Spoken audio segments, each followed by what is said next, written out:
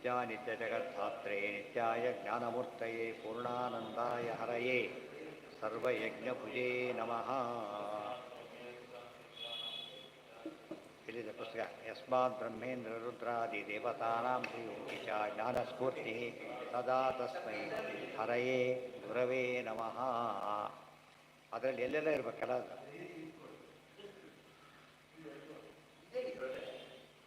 ಎಲ್ಲಿದೆ ಎಲ್ಲಿದೆ ಅಲ್ಲ, ಇದೆಲ್ಲ ಮುಗಿದೋಗ್ಬಿಟ್ಟಿದೆ. ಅವರು ಏನು ಮಾಡಿಲ್ಲ ಗೊತ್ತಾ, ಭಾಷೆ ಸಪ್ರೇಟ್ ಕೊಟ್ಬಿಟ್ಟಿದ್ರೆ ಮುಂದೆ ಹೋಗಲೇಬೇಕಾಗಿದೆ. ಎರಡು ಪುಟ ಇದೆ ಅಷ್ಟೇ, ಅದು ಭಾಷೆ ಮುಂದೆ ಕೊಟ್ಟಿದ್ದಕ್ಕಾಗಿದೆ. ಹಾಂ ಹಾಂ, ಇರಲಿ, ಎಲ್ಲ ಹಾಗೆ ಇದೆ. ನಮ್ಮದ್ರಲ್ಲೇ ಇದೆ ನೋಡಿ, ಭಾಷೆ ಮಾತ್ರ ಇದೆ, ಸರ್ವಮೂಲದಲ್ಲಿದೆ. ಹಾಂ, ಏನಾಯ್ತದೆ ಈಗ, ಎಷ್ಟನೇದೇವ ಅದೇ ಒಟ್ಟು ಕರ್ಮಣ್ಣ ಈಶಾವಾಸ್ಯಮಿದಂ ಸರ್ವಂ ಯತ್ಕಿಂಚ ಜಗತ್ಯಾಂ ಜಗತ್ ಮುಂಜೀತಾ ಮಾಗೃತ ಕಸ್ಯ ಸ್ವಿಧನಂ. ಅದು ಎಷ್ಟು ಚೆನ್ನಾಗಿದೆ, ಮಾಗೃತ ಕಸ್ಯ ಸ್ವಿಧನಂ. ಅದು ಅರ್ಥ ನೋಡ್ಬೇಕು. ಕಸ್ಯ ಸ್ವಿತ್, ಯಾರಿಂದ ಕೂಡ ಧನಂ ಧನಾದಿಗಳನ್ನು ಯೋಚನೆ ಆಸೆ ಪಡ್ಲಿಕ್ಕೆ ಹೋಗಬೇಡ. ಅದೇ ಇತ್ತಾಗೆ ಇರುವೇನೋ ಹರಿ. ಅದು ಇನ್ನೊಬ್ಬರಿಂದ ಕೈ ಚಾಚಬೇಡ ಅಂತ ಅರ್ಥ. ಅದಕ್ಕೆ ಇನ್ನೊಬ್ಬರಿಂದ ಕೈ ಚಾಚಿಬಿಡೋದು, ಕೊಟ್ಟಿದ್ದು ತೊಗೊಳ್ಳೋದು ಬೇರೆ, ಕೇಳಿ ತೊಗೊಳ್ಳೋದು ಬೇರೆ, ಭಾರಿ ಡಿಫ್ರೆನ್ಸ್ ಅದು, ಗೊತ್ತಾಯ್ತಾ? ಅದಕ್ಕೆ ರಾಯರು ಏನು ಮಾಡಿದರು, ಫುಲ್ 100% ಫಾಲೋ ಮಾಡಿದರು. ಅದಕ್ಕೆ ಅವರು 100% ಎಷ್ಟು ಬೇಸರ ಇರ್ಬೋದು ತೋರಿಸ್ತಾರೆ. ಆ ಕಾಲ ಹೋಲಬೇಕು. ಯಾವುದಕ್ಕಾರು ಬೇಡ್ತಾರೆ ಅಂದರೆ ಆಸೆ ಅಂತ ಕರೀತಾರೆ. ಹಸಿವಾಗಿದೆ ಅನ್ನ ಕೊಡೋದು ಯಾರು ಅಷ್ಟು ಆಸೆ ಪೂರ್ವಕ ಅಂತ ಕರೆಯಲ್ಲ. ಏನಂತಾರೆ, ಓ ಪಾಪ ನೆಸಿಟಿ ಅಂತ ಕರೀತಾರೆ. ಅದಕ್ಕೂ ಕೇಳಲಿಲ್ಲ, ಆಶ್ಚರ್ಯ ಅಂತ ಕೇಳಿ. ಅದು ಇದು ಎಷ್ಟು, ಅದಕ್ಕೆ ಅವರು ಎಷ್ಟು ಧರ್ಮ ಅನುಷ್ಠಾನ ಮಾಡಿದರೆ ಎಷ್ಟು ಫಲ ಕೊಡುತ್ತೆ ಎಂಬುದು ಕೊಡೋ ದೃಷ್ಟಾಂತ. 3-4 ವರ್ಷ ಓದ್ತಾರೆ, ಒಳ್ಳೆ ದೊಡ್ಡ ಕೆಲಸ ಸಿಗೋದಿಲ್ಲ. ಅವರ 4 ವರ್ಷದ ಜೀವನ ಟೋಟಲಿ ಅವರು ಜಗತ್ತಿಗೆ ರಕ್ಷಾ ಕವಚ ಕೊಟ್ಟು ಅದು ಯೋಚನೆ ಮಾಡಬೇಕು. ಹಾಂ, ಏನಾಗತ್ತೆ, ವ್ಯಕ್ತಿತ್ವನೇ ಹೋಗಿಬಿಡುತ್ತೆ. ಯಾವಾಗ ಕೇಳಕ್ಕೆ ಹೋಗ್ತಾನಂತೆ, ಗೊತ್ತಾಯ್ತಾ, ದೇವತೆಗಳು ಬಿಟ್ಟು ಹೋಗ್ಬಿಡ್ತಾರಂತೆ. ಎಷ್ಟು ಇಲ್ಲಿರೋದಿಲ್ಲ ಅವತ್ತೇಳಿ ಇವನು ವರಸ್ಟ್ ಫೆಲೋ. ಯಾಕಂದ್ರೆ ಇವ್ರಿಗೆ ಇದೇ ಇಲ್ಲ ದೇವ್ರ ಬಗ್ಗೆ ನಂಬಿಕೆ. ದೇವ್ರಿಗೆ ಕೊಡ್ತಾನೆ ಅಂತ ಗ್ಯಾರಂಟಿ ಇದ್ದರೆ ಮತ್ತೆ ಕೇಳಬಾರ್ದು. ಈ ಮಗು ಏನು ಮಾಡುತ್ತೆ, ಕೇಳೋದೇನೆ ತಾಯಿ ಹುಡ್ಕೊಂಬಂದು ಕೊಡ್ತಾಳೆ. ತಾಯಿ ಕೆಲಸ ಮಗು ಎಲ್ಲೋಯ್ತು ಊಟದೊತ್ತು ಹೇಳ್ಕೊ ಬೇಡ ಅಂಥೇಳಿ ಎತ್ತೊಂಬಂದು ಕೂಡಿಸ್ಬಿಟ್ಟು ಹಾಕ್ತಾಳೆ. ಇವ್ರು ತಾಯಿಗೆ ಇಷ್ಟಿದ್ದ ದೇವ್ರು ಬಿಡ್ತಾನೆ. ಕೊಡೋ ಕಾಲಕ್ಕೆ ಔಷಧಿ ಅಷ್ಟೇ ಬೇಕು, ಔಷಧಿ ಕೊಡಿಸ್ತಾಳೆ, ಎಲ್ಲ ಮಾಡ್ತಾಳೆ. ದೇವ್ರ ತಾಯಿ ಅಂತ ಕರೆದ್ರೆ ಬರೀ ತಾಯಿ ಏನೇನು ಮಾಡ್ಬೋದು ಅದಕ್ಕಿಂತ ಜಾಸ್ತಿ ಮಾಡ್ತಾರೆ. ಅದಕ್ಕೆ ತಾಯಿ ಶಬ್ದಕ್ಕೆ ಅರ್ಥ, ತಂದೆ ಶಬ್ದಕ್ಕೆ ಅರ್ಥ ಇದೆ. ತಂದೆ ಫೀಸ್ಗಿದೆಲ್ಲ ಕೇಳಿ ಕೊಡ್ತಾರೆ. ಎಂದು ಕೊಡ್ತೀವಿ ಕೊಡು ಅಂತ ಹೇಳ್ಬಿಟ್ಟು, ಕೇಳಿದ್ರೆ ಬೈದು ಕೊಡೋದಿಲ್ಲ, ಮೊದಲು ಕೊಟ್ಟು ಅಂತ ಹೇಳ್ತಾರೆ. ಅದಕ್ಕೆ ಅವ್ರ ಉದ್ಧಾರದ ಮೇಲೆ ಡಿಪೆಂಡ್ ಆಗಿದೆ. ಇದಿಷ್ಟು ಅರ್ಥ ಮಾಡ್ಕೊಂಡ್ರೆ ದೇವರು ತಂದೆ ಬರೀ ತಂದೆ ತಾಯಿ ಅಂತ ಕೂಗಿಬಿಟ್ರೆ ಬರಲಿಲ್ಲ. ತಂದೆ ಮಾಡ್ಬೋದೆಲ್ಲನೂ ಮಾಡ್ತಾನೆ, ತಂದೆ ಒಳಗಿದ್ದೂ ಮಾಡ್ತಾನೆ, ಅದು ಬೇರೆ. ಜೊತೆಗೆ ತಂದೆ ತಾಯಿ, ಯಾವ ತಂದೆ ಕೂಡ ಅವನೇ ಮಾಡೋದಲ್ಲ, ಒಳಗೆ ದೇವರಿದ್ದು ಮಾಡಿಸ್ತಾನೆ. ಯಾವ ತಾಯಿ ಒಳಗೂ ದೇವರಿದ್ದು ಮಾಡಿಸ್ತಾನೆ, ಹೊರಗಿದ್ದು ಮಾಡಿಸ್ತಾನೆ. ಅದು ಮಹಿಮೆ. ಅದು ಅರ್ಥ ಮಾಡಿಕೊಂಡ್ರೆ ಅಂಥ ದೇವ್ರು ಇರಬೇಕಾದ್ರೆ ದೇವ್ರಿಗೆ ನೋಟಿಸ್ ಕೊಡ್ಬೇಕಾರೆ, ನಾವು ನೋಡಪ್ಪ ಇಷ್ಟು ಮಾಡಿ ಕೊಟ್ಟೇ ಇಲ್ಲ, ನೋಡಿ ಮಾಡಿದ್ದೇನೆ, ಪ್ಲೀಸ್ ಕೊಡು ಇದನ್ನು ಅಂತೇಳಿ. ಯಾಕೆ ತಡ ಮಾಡ್ತೀವಿ, ಅದೆಲ್ಲ ದೇವರಿಗೆ ಯಾವುದು ಹೇಳೋದು ದೋಷ. ಅದೆಲ್ಲ ತಡ ಮಾಡೋದೇನೋ ದೋಷ. ದೇವರ ದೋಷ ಇಲ್ಲ ಅಂದರೆ ಮತ್ತೆ ಮಾತಾಡೋದು. ಇದನ್ನು 100 ನಂಬಿದಾಗ ಶ್ರದ್ಧೆ ಬರುತ್ತೆ. ಇವತ್ತು ನಮಗೆ ಕೆಲವು ಗೊತ್ತು, ಇನ್ನೂ ಕಂಪ್ನಿನೇ ಶುರುವಾಗಿಲ್ಲ, ಹಿಂದೆ ಈ ಕಡಿಮೆ ಆಗಿದೆ. ವೆಸ್ಪಾ ಸ್ಕೂಟ್ರ್ ಶುರು ಮಾಡಿದ ಹಿಂದೆಲ್ಲ, ಗೊತ್ತಾಯ್ತಾ? ಯಾವಾಗಲೂ 10 ವರ್ಷಕ್ಕೆ ಯಾವಾಗಲೂ ಬರ್ತದು. 250 ರೂಪಾಯಿ ಕೊಡಬೇಕಾಗಿತ್ತು, ಎಲ್ಲ ಕೊಟ್ಟರೆ ಸಿಟ್ಕೊಂಡು ಕೊಟ್ಟಿದ್ರು ಅಷ್ಟೇ. ಆ ಕಂಪ್ನಿ ಬುಕ್ ಶುರುವಾಗಿ ಯಾವಾಗಲೂ ಬರ್ತವರಿಗೆ ಪಾಪ. ಅದು ನಂಬಿಕೆ ಒಂದೇ. ಆ ಚೀಟಿ ಮೇಲೆ ಬರೆದಿದ್ದಾರೆ ಅಂತೆ, ಆ ಚೀಟಿ ಮೇಲೆ ಬರೆದಿದ್ದಾರೆ ಅಷ್ಟೇ. ಇವತ್ತು ಶಾಸ್ತ್ರ ಎಲ್ಲರೂ ಓದೋ ಶಾಸ್ತ್ರ ಇನ್ಫೈನೈಟ್ ಕಾಪೀಸ್ ಮಾಡಿದ್ದಾರೆ. ಈ ಚೀಟಿಗೆ ಒಂದೇ ಕಾಪಿ ಸಿಕ್ಕಿರೋದಷ್ಟೇ, ಎಲ್ಲರೂ ಓದಕ್ಕೆ ಅದು ನಂಬಿದ್ರೆ ಏನು ಮಾಡಬೇಕಾಗ. ರಾಯರು ನಂಬಿದ್ರು, ಅದು ಗ್ರೇಟ್. ಅವ್ರ ಕಥೆಯಿಂದ ತಿಳ್ಕೊ ದೊಡ್ಡ ಅಂಶ ಏನಂದರೆ, ಆ ಹೇಳ್ತಾರೆ ಬಂದು ಬೆಳ್ಳಕ್ಕೆ ಶುರು ಮಾಡಿಬಿಡ್ತಾರೆ. ನೀವು ಬೇಡಿಲ್ಲ ಸ್ವಾಮಿ ದೊಡ್ಡವರು ನಮಗೆ ಕೊಡಿ ಅಂತ ಹೇಳಿದರೆ ಮತ್ತೆ ಅದು ಕಾಂಟ್ರಿಬ್ಯೂಷನ್ ಆಗಲಿಲ್ಲ. ಅದನ್ನು ಯೋಚನೆ ಮಾಡಬೇಕು. ದೇವರಿದ್ದಾನೆ ಎಂಬುದನ್ನು ನಾವು ಹೇಳೋದು ಬೇರೆ, ಬದುಕಿ ತೋರಿಸೋದು ಬೇರೆ. ಅದಕ್ಕೆ ರಾಯರು ಬೆಸ್ಟ್ ಎಕ್ಸಾಂಪಲ್. ಅದು ವಿಜಯದಾಸರು ಹಾಗೇನೆ, ಎರಡು ಏನೂ ಇರಲಿಲ್ಲ, ಕೇಳಕ್ಕೆ ಹೋಗಲಿಲ್ಲ. ಆದರೆ ಅವರ ವ್ಯತ್ಯಾಸ ಇದೆ, ಆ ವಿಚಾರ ಬೇರೆ. ಅವ್ರಿಗೆ ವಿದ್ಯೆನೂ ಇರಲಿಲ್ಲ, ದುಡ್ಡು ಇರಲಿಲ್ಲ. ಆದರೆ ಏನು ಮಾಡಿದರು ಅವರು?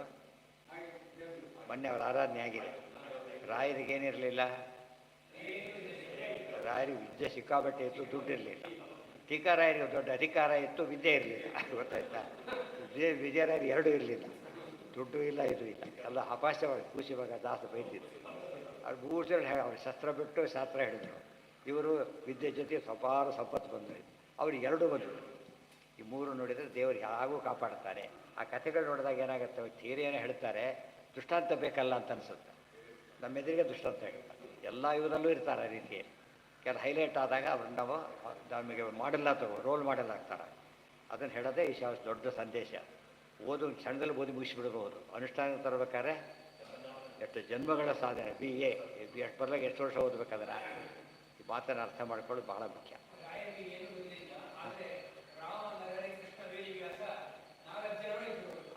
ಬಿಟ್ಟಿದ್ದಕ್ಕೆ ಎಲ್ಲರೂ ಇರ್ತಿದ್ದಿಲ್ಲ, ಎಲ್ಲರೂ ಇರ್ತಾರೆ. ಅವರು ಎಕ್ಸ್ಟ್ರಾ ಮಾಡೋದು ಉಪಯೋಗ ಇಲ್ಲ ಅಂತ. ಮಾ ಗೃಹ ಗೃಹ ಶಬ್ದಕ್ಕೆ ಸ್ವಾರಸ್ಯ ಇದೆ, ಇನ್ನೂ ಸ್ವಾರಸ್ಯ ಇದೆ. ಗೃಹ ಅಂದರೆ ಕೇಳಬೇಡ ಅಲ್ಲ, ಕೇಳಬೇಡ ಅಲ್ಲ, ಕೇಳೋ ಯೋಚನೆ ಮಾಡಬೇಡ ಅಂತ ಅರ್ಥ. Don't aspire for it, don't ask for it ಅಲ್ಲ, ಆಸ್ಪೈರೇ ಮಾಡಬಾರ್ದು. ನಾವೆಷ್ಟೋ ಅಯ್ಯೋ ಮನೆ ನಮಗಿದ್ದಿದ್ರೆ, ಈ ಕಾರ್ ನಮಗಿದ್ದಿದ್ರೆ, ಹೋಯ್ತಿದ್ದ ಸಾವಿರಾರು ಅನ್ಕೊಂಡ್ರೆ ಏನಾಗ್ತಾರೆ, ಏನು ಉದ್ಧಾರ ಆಗ್ತಾರೋ ಅವನೀಗ. ನಮಗೆ ಅವನಿಗಿದೆ ಭಾರಿ ಸಂತೋಷ, ನಮಗೆ ಬೇಕು ಅಂತೇನಿಲ್ಲ. ಕೊಡೋದು ಅವ್ರಿಗೆ ಗೊತ್ತು.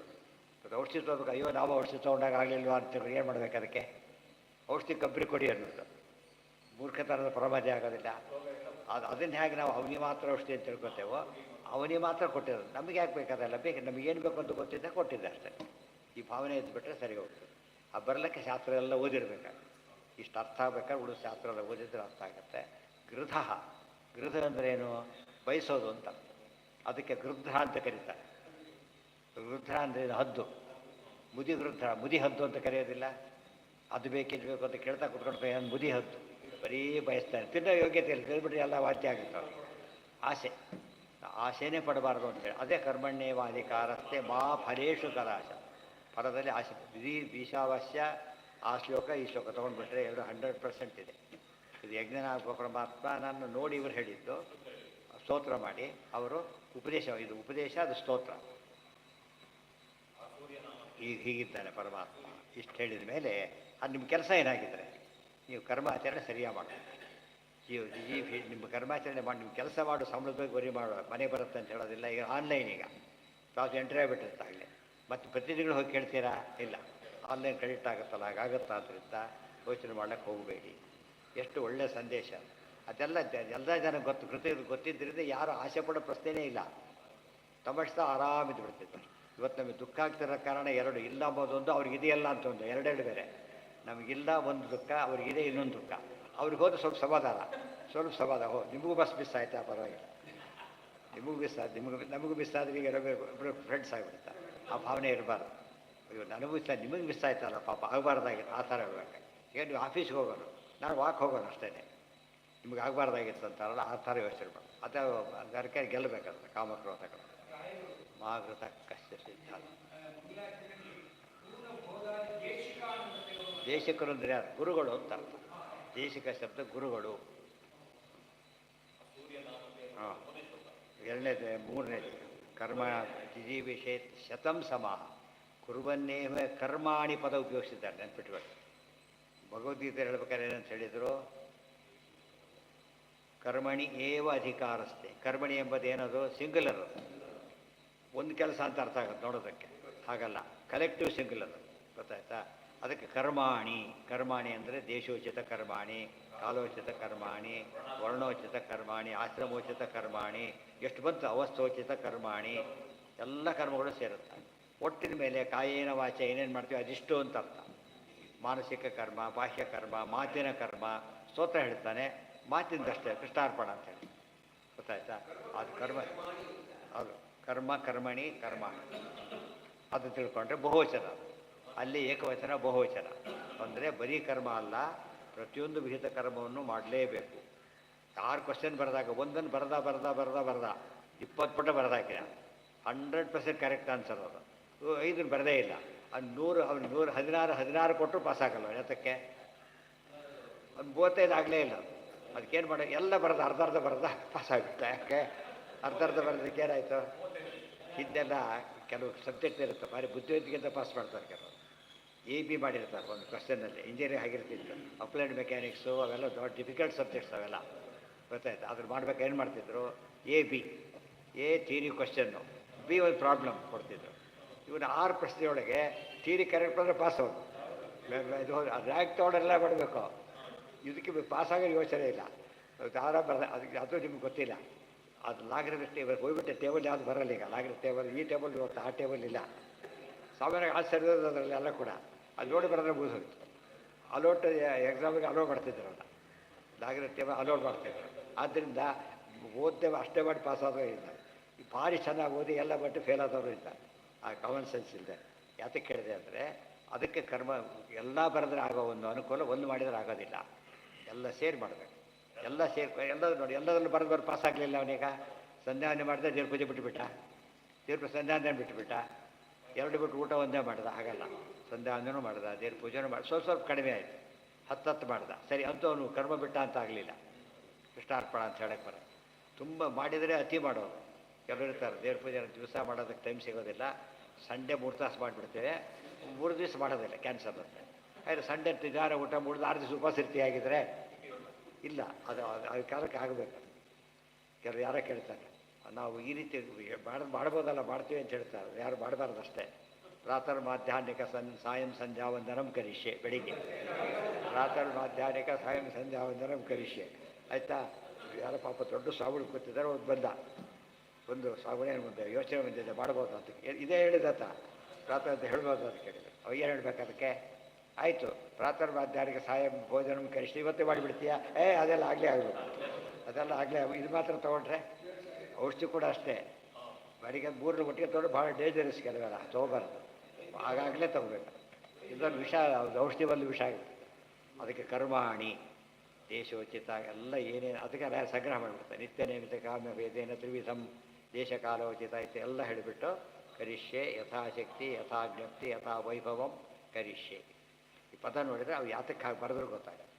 ಯಸ್ಮಿನ್ ಕರ್ಮಾಣಿ ಸರ್ವಾಣಿ ಸಮ್ಯಸ್ಯ ಅಧ್ಯಾತ್ಮ ಚೇತಸ ಭಗವದ್ಗೀತೆ. ಕೃಷ್ಣ ಏನು ಮಾಡ್ದ ಅಲ್ಲಿ? ಕರ್ಮಣ್ಯೇ ವಾರಿಕಾರಸ್ತೆ ಅಂತ ಹೇಳಿದ. ಇಲ್ಲಿ ಹೇಳ್ಬೇಕು, ಮುಂದೆ ಹೇಳಬೇಕಾದ್ರೆ ಏನಂತ ಹೇಳ್ತಾನೆ? ಎಷ್ಟು ಸರ್ವಾಣಿ ಕರ್ಮಾಣಿ ಮೈ ಸನ್ಯಸ್ಯ, ಸರ್ವಾಣಿ ಕರ್ಮಾಣಿ ಅಂತ ಹೇಳ್ತಾನೆ. 3ನೇ ಅಧ್ಯಾಯ ಇದೆ, 2ನೇ ಅಧ್ಯಾಯದಲ್ಲಿ 3ನೇ ಅಧ್ಯಾಯದ ಕೊನೆಗೆ ಹಾಗೆ ಹೇಳ್ತಾನೆ. ಕರ್ಮ ಶಬ್ದಕ್ಕೆ ಏನಂತ ಅರ್ಥ ಆಯ್ತು? ಈಗ ಎಲ್ಲ ಕರ್ಮಗಳು ಅಂತ ಆಯ್ತು, ಹೊರತು ಇದಲ್ಲ. ಕೆಲಸ ಮಾಡುವಂತಾರೆ, ಕೆಲಸಗಳನ್ನು ಮಾಡುವಂತ ಯಾರು ಅನ್ನೋದಿಲ್ಲ. ಕೆಲಸಗಳನ್ನು ಮಾಡುವಂಥ ಅರ್ಥ. ಕೆಲಸಗಳನ್ನು ಮಾಡುವಂತ ಯಾರು ಹೇಳಿ ಕೇಳಿದ್ದೀರಾ? ನಿನ್ನ ಕೆಲಸ ನೀನು ಮಾಡ್ಕೊಂಡು ಹೋಗಯ್ಯ ಅಂತಾರೆ ಹೊರತು ಈಗ ಹೇಳೋದಿಲ್ಲ. ಸೊ ಕಲೆಕ್ಟಿವ್ ಸಿಂಗ್ಯುಲರ್ ಅಂತ ಕರೀತಾರೆ. ಸೊ ಕರ್ಮ ಜಿಜೀವಿಷೆ ಶತಂ ಸಮ, 100 ವರ್ಷ ಬದುಕು ಬೇಡ ಅಂತ ಹೇಳೋದಿಲ್ಲ. ಆದರೆ ನೀನು ಕೆಲಸ ಮಾಡ್ಕೊಂಡು ಬದುಕಬೇಕು. ಆಗದೆ ಹೋದರೆ ಬದುಕಬೇಡ ಅಂತ ಸೂಚನೆ. ಬದುಕೇನು ಮಾಡ್ತೀಯಾ? ಈಗ ಕಣ್ಣು ಹೋಯ್ತೀನಿ, ಡ್ರೈವಿಂಗ್ ಮಾಡ್ತೀಯ ನೀನೀಗ, ರೀಸನ್ ಬಿಟ್ಟು ಹೋಗಷ್ಟೇ. ಹೌದಾಯ್ತು. ಮುಂದೆ ಹೇಳ್ತಾರೆ, ಹಾಂ, ಆ ಪುಸ್ತಕ ಕೊಟ್ಬಿಟ್ರೆ ವಾಸಿ ಇದರಲ್ಲಿ ಇದೇ ಇಲ್ಲ. 10-20 ಪೇಜ್ ದಾಟಬೇಕಾದ್ರೆ ಒಂದಿದೆ, ಅದನ್ನ ಅವ್ರಿಗೆ ಕೊಟ್ಬಿಟ್ರೆ ನೋಡ್ತಾ ಇರ್ತಾರೆ. ಏನಾಯ್ತು? ಒಟ್ಟು ಏನು ಹೇಳ್ದಾಗ ಗೊತ್ತವನು? ಹಾಗಲ್ಲ. ಅವನ ಪ್ರಶ್ನೆ ಏನಿತ್ತು ಅಂದರೆ, ಕೇಳೋನ ಪ್ರಶ್ನೆ, ಕರ್ಮ ಮಾಡಿದರೆ ಲೇಪ ತಾನೆ, ಮಾಡದೆ ಹೋಗ್ಬಿಟ್ರೆ ಇಲ್ಲ. ನೀನು ಬದುಕಿದ್ದೆ ಅಂದಮೇಲೆ ನೀನು ಅಡ್ವಾಂಟೇಜ್ ತೊಗೋತಿದ್ದೆ. ಈಗ ಸಂಬಳ ತೊಗೊಂಡು ಕೆಲಸನೇ ಬಿಡ್ತೀಯ, ಒಬ್ಬ ಹಾಳಾಗೋಗು. ಆದರೆ ಕೆಲಸಕ್ಕೆ ಸಂಬಳ ಬೇಕು, ಕೆಲಸ ಮಾಡೋದಿಲ್ಲ ಅಂದರೆ ತಪ್ಪಾಗುತ್ತೆ. ನೀವು ಬದುಕಬೇಕು ಸರಿಯೇ, ಅದು ಕರ್ಮ ಮಾಡಬೇಕಲ್ಲ, ಮಾಡೋದ್ರಿಂದ ಸಾಧ್ಯ ಇಲ್ಲ. ಅದಕ್ಕೇ ಜಿಜೀವಿಷೆ, ಬದುಕಲು ಇಷ್ಟಪಡಬೇಕಾದ್ದು ಕರ್ಮಾಜೀವ ಬಿಟ್ಟೆ ರಿಟೈರ್ ಆದಮೇಲೂ ಕೂಡ ಏನೂ ಮಾಡದೇ ಇದ್ದವರು ಇದ್ದಾರೆ. ಸುಮ್ಮನೆ ಮಾಡಿ ಅದೇ ಮಾಡೋದು ಟೈಮ್ ವೇಸ್ಟ್ ಮಾಡೋದು, ಡಿಸ್ಟರ್ಬ್ ಮಾಡೋದು ಮಾಡ್ತಿರ್ತಾರೆ ಹೊರತು ಸಾಧನೆ ಮಾಡೋದಿಲ್ಲ. ಅದರಿಂದನೂ ಮಾಡಬೇಕು. ಕೊನೆ ಪಕ್ಷ ಬೇರೆ ಕೆಲಸ ಇಲ್ಲ ಅಂತವ್ರು ಮಾಡ್ಬೋದಲ್ಲ, ಮಾಡೋದಿಲ್ಲ. ಕೆಲವ್ರು ಮಾಡ್ತಾರೆ.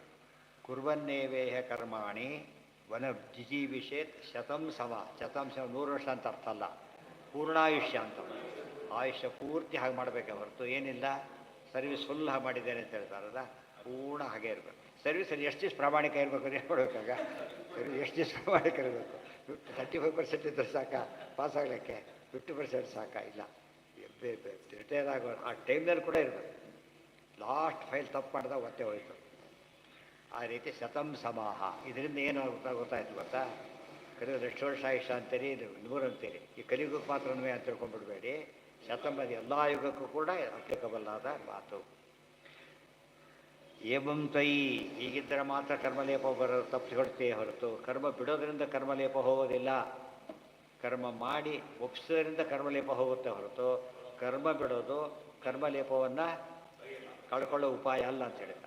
ಕರ್ಮ ಮಾಡಿ ಕಳ್ಕೋಬೇಕು. ಬಿಲ್ಲ ದುಡ್ಡು ಕೊಟ್ಟು ಸೇಫ್ ಆಗಬೇಕು ಹೊರತು ಹರಿದಾಕಿ ಸೇಫ್ ಹಾಕಬಾರ್ದು. ಇಲ್ಲಿ ಬಂತು ಎಲ್ಲ ಹರಿದು ಹಾಕ್ಬಿಟ್ಟು ಸುಟ್ಟು ಹಾಕ್ಬಿಟ್ಟು ಪೀಡೆ ಹೋಯ್ತು, ಅದು ಸಾಧ್ಯ ಇಲ್ಲ. ಪೀಡೆ ಗಂಟು ಬಿಡುತ್ತೆ ಅವರಿಗೆ, ಮಾಡಲೇಬಾರ್ದು. ಇವತ್ತು ನಾವು ಮಾಡ್ತಿರೋ ಅವಾಯ್ಡ್ ಮಾಡ್ತಿದ್ದಾರೆ, ಸಂಧ್ಯಾನೇ ಅವಾಯ್ಡ್ ಮಾಡ್ತಿದ್ದಾರೆ. ಅಂದರೆ ಫಲ ಇದೆ, ನಾವಂತೂ ಮಾಡೋದಿಲ್ಲಪ್ಪ. ನೀನು ತಿಳ್ಕೊಂಡಿದ್ದೀಯಾ? ಅಲ್ಲಿದೆ ಫೈಲು. ಅವ್ರೇನು ಮಾಡ್ತಾರೆ ಈಗ? ಮಾಡಿಲ್ಲ, ಬರೆದಾಯ್ತು. ಅದು ನಮ್ಮ ಕೈಯಲ್ಲಿ ಇದ್ದಿದ್ರೆ ಬೇರೆ ಮಾತು, ನಮ್ಮ ಕೈಲಿಲ್ಲ. ಇದು ಆ್ಯಕ್ಚುಲಿ ಜೋಕ್ ಕಂಡ ಕಾಣುತ್ತೆ. ಜೋಕ್ ಅಲ್ಲ, ಪ್ರಾಕ್ಟಿಕಲಿ ಹಾಗೆ ಮಾಡ್ತಾರೆ ಜನಗಳು. ಹಾಗೆ ಮಾಡಬಾರ್ದು. ಹಾಂ, ಅಲ್ಲ, ಏನು ರೇಟ್ ಆಫ್ ಆಗುತ್ತೆ? ಮಾಡ್ತಾ ಹೋಗಬೇಕು, ಸರಿ ಮಾಡಬೇಕು ನೆಕ್ಸ್ಟು. ಆಮೇಲೆ ಒಪ್ಪಿಸ್ಬೇಕು. ಫಲ ಕೇಳಬಾರ್ದು. 4 ಅಂಶ ಇದೆ. ಮತ್ತು ಯಾರಿಗೂ ಒಪ್ಪಿಸ್ಬಾರ್ದು. ಕೃಷ್ಣಾರ್ಪಣ ದೇವರಿಗೆ ಒಪ್ಪಿಸ್ಬೇಕು. ಯಾರಿಗೂ ಒಪ್ಪಿ 500 ರೂಪಾಯಿ ಬರುತ್ತೆ, ಎಲ್ಲ ಹೋಗ್ಬಿಟ್ಟ, ದಾರಿಯಲ್ಲಿ ಇಟ್ಟು ಹೋಗ್ಬಿಟ್ಟ.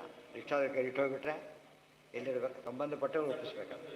ಇಲ್ದವ್ರೆ ಸಬ್ಮಿಷನ್ ಅದಾಗ್ತದೆ. ಆ 4 ಮಾಡಿದಾಗ ಅದು ಆಗಲಿ ಪೈ ಎಲ್ಲ ಏನೇ ಪ್ರೇಕ್ಷರ್ ಕೂತಿದ್ದ, ಇಲ್ಲೇ ಲಕ್ಷಾಂತರ ರೂಪಾಯಿ ಮುಂದ್ಗಡೆ ಕೂತಿದೆ. ಈಗ ಬರೀ ಕೈಲಿ ಹೊರಟ, ಏನು ಯೋಚನೆ ಇಲ್ಲ. ಒಳಗೆ ಇಟ್ಕೊಂಡು ಹೋಗಲಿಲ್ಲ, ಬರೀ ಕೈಲಿ ಹೊರಟ, ಬರೀ ಕೈಲಿ ಬಂದ. ಯೋಚನೆ ಇಲ್ಲ. ಬರ್ಬೇಕಾದ್ರೆ ಬಂದ ತುಂಬ್ಕೊಂಡು ಹೋದ ಅಂತೇಳಿ ದೊಡ್ಡ ಅಫೆನ್ಸ್ ಅದು. ಮಾಡಬಾರ್ದು. ನೋಡಿ, ಕ್ಯಾಶಿಯರ್ ಬರೀ ಕೈಲಿ ಬರ್ತಾನೆ, ಬರೀ ಕೈಲಿ ಹೋಗ್ತಾನೆ. ನಾವು ಹುಟ್ಟುತ್ತೇರೋ ತಾರಲಿಲ್ಲ, ಸಾಯುತ್ತೇರೋ ಒಯ್ಯಲಿಲ್ಲ. ಕೆಲಸ ಸಂಬಳ ಬಂತು ಅವನಿಗೆ. ಎಲ್ಲಿಂದ ಬಂತು? ಆ ಕೆಲಸ ಮಾಡಿದ್ದಕ್ಕೆ ಬಂತು. ಇದಿಷ್ಟು ಸಾಧನೆ. ಹುಟ್ಟುತ್ತಾ ಬರೀ ಕೈಲಿ ಬರೋದು, ಹೋಗ್ತಾ ಬರೀ ಕೈಲಿ ಹೋಗೋದು, ಮಧ್ಯದಲ್ಲಿ ಅದು ಅಕೌಂಟ್ ಆಯಿತು. ಅದು ಸ್ಯಾಲ್ರಿಗೆ ಅವೈಲೇಬಲ್ ಆಗಿದ್ದು. ಇದರ ಅದರಲ್ಲಿ ಸ್ಯಾಲ್ರಿ ತೊಗೊಳಾಗಿಲ್ಲ ಅವನು. ಯಾರು ಲಕ್ಷ ರೂಪಾಯಿ 10,000 ಸ್ಯಾಲ್ರಿ ತೊಗೊಂಡ್ಬಿಟ್ಟು ಉಳಿದಿಡಾಗಿಲ್ಲ. ಸ್ಯಾಲ್ರಿ ತೊಗೊಳ್ಳೋ ಸೆಕ್ಷನ್ನೇ ಬೇರೆ. ಇದ್ರಲ್ಲಿ ತೊಗೊಳ್ಬಾರ್ದು. ಈ ಮಧ್ಯೆ ಮಾಡಿದ್ರೆ ತಪ್ಪಾಗತ್ತೆ. ಹಾಂ, ಯಾರಿಗೆ? ಎಲ್ಲ ಕೊಟ್ಟಿರ್ತಾರೆ. ಅಲ್ಲ, ಅವ್ನ ಕೈಲಿ ಕೊಟ್ಟಿದ್ದು ಇಷ್ಟು ಕೊಟ್ಟಿದ್ದಕ್ಕೆ ಲೆಕ್ಕ ತೊಗೋತಾರಲ್ಲಿ. ಕೊಟ್ಟು ಲೆಕ್ಕ ತೊಗೊಂಡಿರ್ತಾರೆ. ವಾಪಸ್ ಬತ್ತರಕ್ಕೆ ಕೊಡ್ಬೇಕು. ಅವತ್ತಿನ ದಿವಸ ಬರೀ ಕೈಲಿ ಹೋಗ್ಬೇಕಷ್ಟೇ. ವಾರಕ್ಕಿರಕ್ಕಲ್ಲ, ಎವ್ರಿ ಡೇ ಕೊಡಬೇಕಲ್ಲ. ಕುರ್ವನ್ನೇವೇಹ ಕರ್ಮಾಣಿ ಜಿಜೀವಿಷೇ ಶತಂ ಸಮಾಹ. ಇನ್ನೂ ಭಾಳ ಸ್ವಾರಸ್ಯ ಇದೆ. ಶತಂ ಪದಕ್ಕೆ ಭಾಳ ಅರ್ಥ ಇದೆ.